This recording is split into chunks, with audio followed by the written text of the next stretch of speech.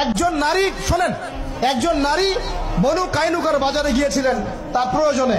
ইহুদি তার শ্লীলতাহানি করেছে, তার সতর খুলে দিয়েছিল একজন ইহুদি। এটা দেখে একজন মুসলিম ভাই সেখানে থাকতে না পারে ওই ইহুদির গর্দান নামিয়ে দেয়। এই ইস্যুকে কেন্দ্র করে ইহুদিরা মিলে ওই ভাইকে শহীদ করে।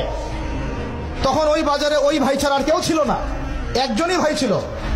এরপরে এই মামলা আসলো নবীর দরবারে সাল্লাল্লাহু আলাইহি ওয়াসাল্লাম। এটা মদিনার ঘটনা। নবী সাল্লাল্লাহু আলাইহি ওয়াসাল্লাম ওই সাহাবীকে তো দোষারোপ করেনই নাই, ওই সাহাবীকে দোষারোপ করেন নাই, বরং নিজে বর্ম পরে অন্য সাহাবীদেরকে বলেছেন তোমরা বের হও, আমরা বনু কাইনুকা আক্রমণ করবো, ওকে এখান থেকে বের করে দেবো। একজন দিনী বোনের ইজ্জতের বদলা নেওয়ার জন্য পুরো বনু কাইনুকার ইহুদিদের সাথে যুদ্ধ হয়েছে। আর আমাদের বোনরা স্বেচ্ছায় ইজ্জত বিলি দিচ্ছ তোমরা হচ্ছে মাটির তলে চলে যাও।